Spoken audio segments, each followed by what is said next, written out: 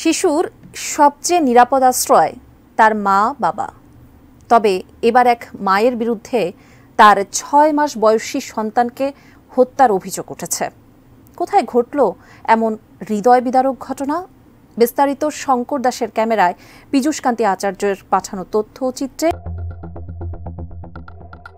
মধ্যরাতে শিশুর কান্না না থামায় মাত্র ৬ মাস বয়সী শিশুকে শ্বাসরোধ করে হত্যার অভিযোগ উঠেছে এক পাষণ্ড মায়ের বিরুদ্ধে।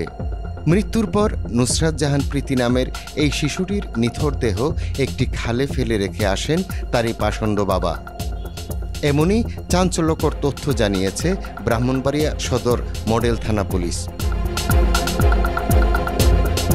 ব্রাহ্মণবাড়িয়া সদর উপজেলার বাসুদেব ইউনিয়নের বরিশল দক্ষিণ পাড়ায় এই ঘটনা ঘটে। তবে কন্যা সন্তানের প্রতি বিরক্ত থেকেও এই হত্যাকাণ্ড সংঘটিত হয়েছে কিনা সেটিও খতিয়ে দেখা হচ্ছে বলে জানিয়েছে পুলিশ। এই ঘটনায় নিহত নুসরাতের চাচা মুজিবুর রহমান বাদী হয়ে থানায় হত্যা মামলা দায়ের করেছেন। খোঁজ নিয়ে জানা গেছে জিল্লুর রহমান ও স্বপ্না বেগম দম্পতির 4 সন্তান। জিল্লুর পেশায় কৃষিজীবী। গত 30 জুন রাতে শিশু নুসরাতকে সাথে নিয়ে ঘরে ঘুমিয়েছিলেন জিল্লুর ও স্বপ্না। পরদিন সকালে স্বপ্না তার শিশু নুসরাত নিখোঁজ হয়েছে বলে চিৎকার শুরু করেন। এরপর ঘটনার তদন্তে নামে সদর থানা পুলিশ। অনেক খোঁজাখুঁজির পর বাড়ির পার্শ্ববর্তী একটি খাল থেকে শিশু নুসরাতের মরদেহ উদ্ধার করা হয়। নিখোঁজের ঘটনাটি সন্দেহজনক মনে হলে পুলিশ বাবা মাকে জিজ্ঞাসাবাদ করে। এক পর্যায়ে তারা নিজেরাই শিশুটিকে হত্যা করেছে বলে পুলিশের কাছে স্বীকারোক্তি দেয়। এ ঘটনায় হতবাক স্থানীয়রা। বিষয়টা এটা কোনো বিষয় না, বাচ্চাটা আছে, বাচ্চাটা কি করে মরছে এটা আমরাও করতে পারি না, কথা বুঝছেন নি।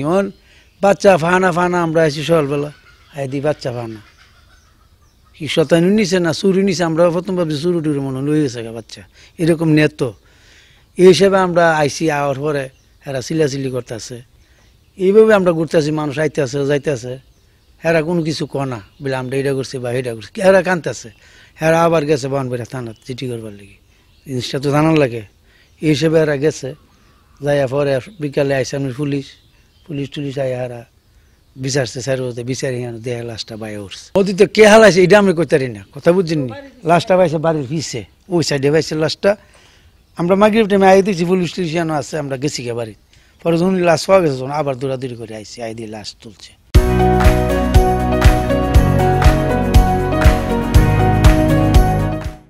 পুলিশ জানায় 30 জুন দিবাগত রাত 1টার দিকে নুসরাত কান্নাকাটি শুরু করলে তার মা স্বপ্না বিরক্ত হয়ে পড়ে।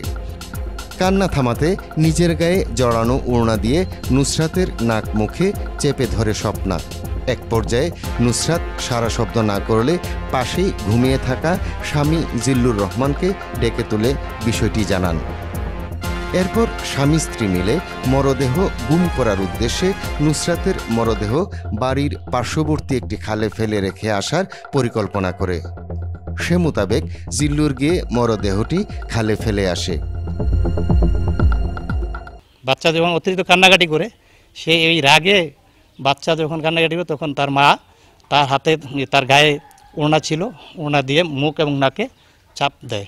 এই চাপ দেওয়ার ফলে এই বাচ্চাটা নাকি সে এই নাই, তার লাড়াচাড়া নাই এবং কি তার শ্বাস প্রশ্বাস বন্ধ, মারা গেছে সে অনুভব করছে। এবং তার ক্ষণিক তার স্বামী জিল্লুর রহমানকে ডাক দেয়।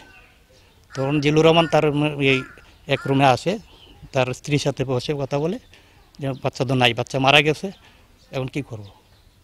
তখন জিল্লুর রহমান এই বাচ্চাটাকে নিয়ে তারই বাড়ির পাশেই, একই বাড়ির সীমানা উপর পাশে চাচা মিজানুর রহমানের বাড়ির উত্তর পাশে গরুর খামারের পেছনে একটা খাল আছে, ওই খালের মধ্যে বাচ্চাটাকে ফেলে দেয়।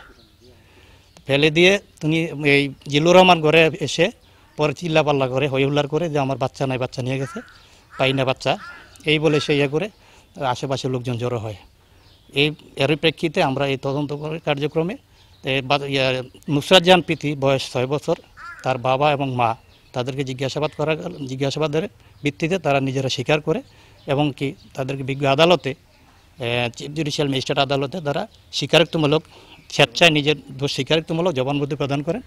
পীযূষ কান্তি আচার্য, এটিএন নিউজ, ব্রাহ্মণবাড়িয়া।